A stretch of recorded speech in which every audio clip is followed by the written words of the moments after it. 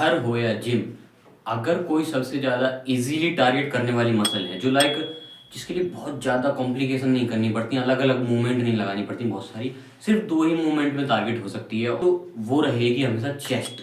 Chest में basically ऐसे हैं, ऊपर करोगे अपर चेस्ट, मिडिल में डालोगे हॉरिजॉन्टल पुशिंग बोलेंगे, हाँ ऐसे करोगे तो मिडल चेस्ट, नीचे करोगे तो लोअर चेस्ट। बहुत सिंपल सा फंडा है, लेकिन इसे ना बाकी जो अदर यूट्यूबर हैं या फिर जो भी बताते हैं, गाइड करते हैं वर्कआउट के बारे में, वो ऐसे बता देते हैं काफ़ी ज़्यादा ओवर कॉम्प्लिकेट करके, डिप्स मारो, आर्चर पुशअप लगाओ, वो करो ये करो। मैं सिर्फ दो मूवमेंट दूंगा, उन्हें करने के बाद तुम जैसी चेस्ट मैंने बनाई थी वैसी बना लोगे। तो टाइम लगेगा पर बना जरूर लोगे, वैसे ही तुम्हारे जेनेटिकली स्ट्रक्चर हुआ तो। अब आगे बात करते हैं कि वो मूवमेंट है कौन सी। देखो सबसे बेसिक में तुम्हें वीडियो भी डाल दूंगा एक बार प्रैक्टिकल गाइड करने के लिए। सबसे टॉप नॉच जो वो रहेगी घर के लिए ऑप्शन, वो है डिक्लाइन पुशअप। और डिक्लाइन में भी तुम अगर डेफिसिट लगा सकते हो, डेफिसिट मतलब कि अपने हाथों में कुछ ऐसा ले लो जो तुम्हारा रेंज ऑफ मोशन बढ़ जाए। जैसे कि तुम नॉर्मल ऐसे पुशअप लगा रहे हो हथेलियों पर, जमीन पर तुम्हारी हथेलियां हैं, तो तुम पुशअप लगाओगे तो यहाँ तुम्हारा रेंज ऑफ मोशन लिमिट हो जाएगा, मतलब तुम इससे नीचे नहीं जा सकते और डीपर नहीं जा सकते।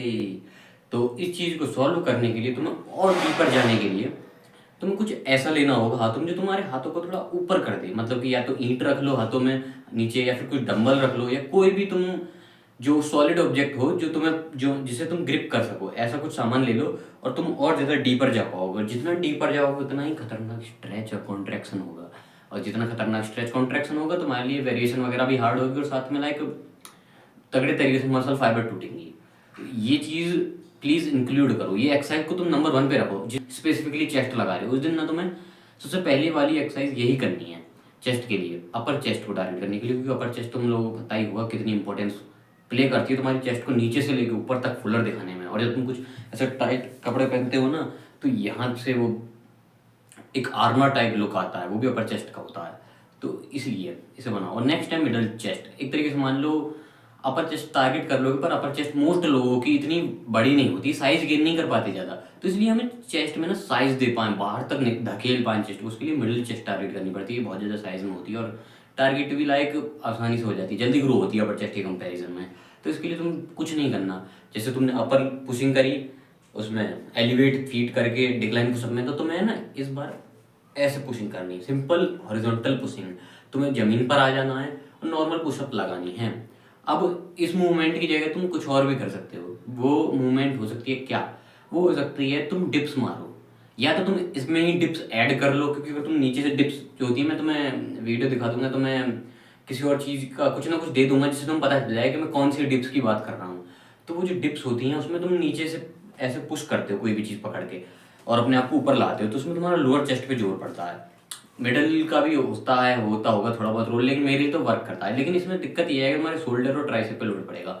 जिन्हें शोल्डर ट्राइसेप साथ में ग्रो करने हैं वो कर सकते हैं, बढ़िया बात है। जिन्हें सिर्फ चेस्ट ही चेस्ट पे लोड डालना है, नहीं करने, हाथ वाथ सूखे रखने हैं, तो वो नॉर्मल पुशअप कर सकती हैं अपने थोड़े वाइड रखे हाथ, जिसमें तुम्हारी चेस्ट ऐसे ज़्यादा टारगेट हो जाएगी। और जिन बंदों को लग रहा है कि तीनों एक्सरसाइज कर लेनी चाहिए तो कर सकते हो, वरना सबसे बेस्ट ऑप्शन ये होगा ना, तुम वो करो डिक्लाइन डेफिसिट पुशअप, और फिर दूसरा डिप्स मारो।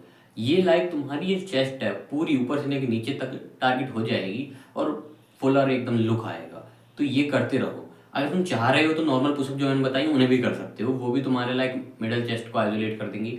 वरना तुम कोशिश करो इन दो एक्सरसाइज में ज़्यादा से ज़्यादा स्ट्रॉन्ग होने की, ज़्यादा से ज़्यादा रेप्स लगाने की। अब वही हमारा नेक्स्ट पॉइंट आ रहा है। नेक्स्ट नंबर 2 पर पॉइंट में रखूँगा 2 बार ट्रेनिंग करना हफ्ते में। देखो जो भी मेरे पुराने सब्सक्राइबर होंगे या मेरे पुराने व्यूअर होंगे होम वर्कआउट वाली वीडियोस के, उन्हें मैंने कई बार बताया होगा कि बहुत से बंदे ये मिस्टेक करते हैं हफ्ते में 2 बार ट्रेनिंग ना करके, और तुम वो गलती ना दोहराओ, मतलब ना करो उनकी तरह। तो इसलिए चेस्ट को एक सेपरेट दिन ट्रेन मत करो, बाकी सारी मसल ऐड जो भी ऐड कर सकते हो, ट्राइसेप शोल्डर इस दिन कर लो। अब वो चेस्ट ट्राइसेप शोल्डर तुम हफ्ते में एक बार और लगा लो, 2 दिन का गैप दे के, 2 या 3 दिन का, जिससे तुम्हारी रिकवर हो जाएंगी, फिर से तोड़ दोगे तुम। यही सिंपल तरीका है। और साइंटिफिकली बताऊं इससे ज़्यादा मसल ग्रोथ क्यों होती है। देखो अगर हम 6 सेट को पार करते हैं किसी स्पेसिफिक मसल के लिए, हम 6 सेट के आगे आते हैं तो ग्रोथ है ना धीरे धीरे नीचे चली जाती है। ये वॉल्यूम लिमिट होती है, ऐसा मान लो। इससे ज़्यादा तुम करोगे तो कुछ खास ग्रोथ नहीं मिलेगी, डैमेज ज़्यादा पड़ेगा। लेकिन जब तुम 6 सेट यहाँ हिट करे और बाकी के 6 सेट अगले सेशन पे हिट करे, तो तुम्हारे पास एकदम खतरनाक ग्रोथ का स्टिमुलस आता है कि यहाँ पर भी तगड़ी वाली रेंज निकाली तुमने हिटिंग की, यहाँ पे मसल ग्रोथ बेस्ट ग्रो होती है, और यहाँ पर भी, और साथ में रिकवरी का भी बढ़िया रहता है, और साथ में ऐसा है ना, रिकवरी बढ़िया, ग्रोथ भी बढ़िया। तो तुम क्यों वो नीचे वाले लेवल चुन रहे हो, नीचे वाला तरीका सुन रहे हो, यहाँ पे तुम एक ही बार हिट कर रहे हो और इतना बुरा हिट कर रहे हो कि ना ही रिकवर हो पा रही है और ना ही लाइक तुम नेक्स्ट सेशन में लगा रहे हो। तो प्लीज़ 2 बार ट्रेनिंग करो, बहुत तगड़े तरीके से ग्रोथ होती है, और नए बंदे होंगे ना और अच्छी से ग्रोथ होगी। इसलिए 2 बार हिट करो, कोई भी मसल लगा रहे हो तो, स्पेसिफिकली चेस्ट के लिए बोल रहा हूँ, लेकिन तुम कोई भी लगा रहे हो उसे 2 बार हिट करो हफ्ते में। अब नेक्स्ट पॉइंट तुम्हारा ओवरलोड करने का। ओवरलोड क्या होता है, हम जब भी कोई भी काम करते हैं ना, या फिर स्पेसिफिकली बॉडी की बात कर रहा हूँ, जब भी हमें बॉडी को अडेप्ट कराना हो कोई नई चीज़, तो हम उसमें धीरे धीरे धीरे धीरे लोडिंग करते रहते हैं। अब बात आती है मसल की, तो यहाँ पर हमें ओवरलोडिंग को और ध्यान से फोकस रखना होता है। फोकस नहीं तो हमें इसमें कंसिस्टेंट रहना पड़ता है। वो क्यों? क्योंकि अगर तुम सेम ही जो स्टिमुलस है, जितना मान लो कि किसी बंदे ने 50 किलो की बेंच प्रेस लगाई और वो अगले सेशन में भी वही, उससे अगले सेशन में वही, साल भर वही लगाता रहता है उतनी रैप्स, उतनी हार्डनेस के साथ, तो ना उसकी मसल्स ग्रो नहीं होंगी। और सेम होता है, चाहे तुम जिम में ये चीज़ अप्लाई करो, चाहे तुम घर पे अप्लाई करो, सेम ग्रोथ स्टंट हो जाएगी, प्लेटो आ जाएगा। तो उस चीज़ को रोकने के लिए तुम्हें ओवरलोडिंग करते रहना होगा, ज़्यादा से ज़्यादा स्टिमुलस बढ़ाना होगा। जैसे कि फॉर एग्जांपल, ओवरलोडिंग करने के तो मैं 3 स्मार्ट तरीके बताऊंगा, जो कि लाइक मुझे नहीं लगता कोई यूट्यूब पे ऐसे इतने अच्छे तरीके से बताता होगा ओवर सिंप्लीफाई करके। सबसे पहला है तुम्हारा रैप्स बढ़ाना, जो कि सबसे सिंपलिस्टिक स्ट्रेट फॉरवर्ड है। तुम्हें 20 रैप लगाए, मान लो तुमने पुशअप में 20 रैप लगाए जो मैंने बताई थी उनमें, अब तुम अगली सेशन में ट्राई करोगे 2-3 दिन बाद, जब भी तुम करो, कि तुम 20 की जगह 22 से 23 लगाओ, 2-3 और एक्स्ट्रा लगाओ। भले ही तुम्हारा कोई और इशू हो सकता है, उस दिन एनर्जी नहीं आ रही है, कोई भी रीज़न तुम नहीं लगा पा रहे, तो उस दिन का अलग है। बट ये जरूर देखना कि महीने 2 महीने में तुम्हारे रैप्स बढ़ते रहें, बढ़ते रहें, बढ़ते रहें। यही होता है कि तुम्हारी रैप्स भी बढ़ रही हैं, और रैप्स बढ़ रही हैं तो उसके पीछे किसका रीज़न है? तुम्हारी स्ट्रेंथ बढ़ रही है, और स्ट्रेंथ बढ़ने के पीछे किसका रीज़न हुआ? मसल्स का। यही क्लियर साइंस है कि तुम्हारी मसल बढ़ रही हैं, भले ही तुम्हें मिरर में ना दिखें, पर वो बढ़ रही हैं। ओवर टाइम तुम्हें बहुत बड़ा डिफरेंस नजर आएगा। इसलिए प्रोग्रेसिव ओवरलोड करते रहो। हाँ, 2 तरीके और बताने थे ओवरलोड करने के, वो है तुम्हारे वेरिएशन बदलना, वेरिएशन को हार्ड बनाना। वो कैसे कर सकते हो? जैसे कि मान लो तुम नॉर्मल पुशअप लगाते हो, जैसे वेरिएशन वाला तो मैंने पहले ही बता दिया, 2 ही मूवमेंट, उसमें तुम अपनी, जहाँ पे तुम सबसे ज़्यादा स्ट्रेच कर रहे हो या फिर सबसे ज़्यादा कॉन्ट्रैक्ट कर रहे हो, वहाँ पे सबसे ज़्यादा जोर पड़ता है। तुम्हें पता होगा कि बहुत ज़्यादा एक तरीके से मसल एकदम से दर्द महसूस होता है वहाँ। तो उस जगह को थोड़ी देर और होल्ड करो, उसका मजा लो दर्द का।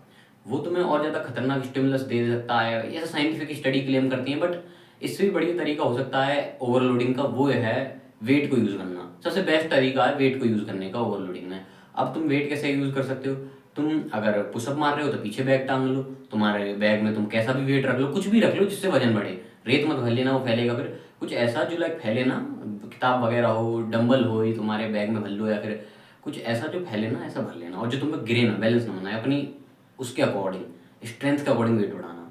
अब डिप्स मार रहे हो तो उसमें आगे बैग लटका लो, पीछे बैग लटका लो, जैसे कंफर्टेबल हो वैसे कर लो। लेकिन तुम्हारे लिए सबसे बेस्ट तरीका यही है, कुछ बैग वगैरह का वेट लेके तुम ओवरलोडिंग करते रहो, बहुत तगड़ी मसल ग्रोथ होती है इस तरीके से भी। अब नेक्स्ट पॉइंट मैं बताना हूँ, उससे प्रोटीन से रिलेटेड, डाइट से रिलेटेड। देखो, तुम भले ही दुनिया की कोई चीज़ आजमा लो, कोई बंदा कह रहा है ना, एक्सरसाइज साइंटिस्ट हुए और डॉक्टर हुए, इतनी सारी चीज़ें बताते हैं तुम्हें, कोई भी अपना लो कि ऐसे स्ट्रेच करो, ये वाली मूवमेंट करो, नहीं काम करेगा। अगर तुम डेली अच्छे अमाउंट में प्रोटीन नहीं ले रहे तो नहीं काम करेगा। मैंने बहुत बंदे देखे हैं, मैंने अपने स्कूल में भी बहुत बंदे देखे हैं, कहते हैं यार कि तू तो मसल गेनिंग तगड़ी कर लेता है, हमने तेरी बातों में आके, तेरे कहने पर हमने मसल घर पे होमवर्क आउट करना शुरू किया, पर मेरी मसल क्यों नहीं बन रही? एक तो चलो उनका पेशेंस कम है, बहुत जल्दी मसल ग्रोथ मांग रहे हैं, लेकिन फिर भी वो प्रोटीन कम खा रहे थे। मैंने पूछा क्या खा रहे हो प्रोटीन में? गेनर लिया है उस डिग मसल ब्रांड का। देखो, ये गेनर हुआ, ये जो तुम्हारे पीनट बटर हुए, इनमें प्रोटीन नहीं होते। तुम्हें प्रोटीन के लिए अंडे, दूध, दही, नॉनवेज हुआ, तुम्हारे सी फूड हुए, मछली वगैरह, और फिर तुम्हारा वे प्रोटीन बहुत अच्छा सोर्स है, वे प्रोटीन में इन्वेस्ट कर सकते हो तो कर लो।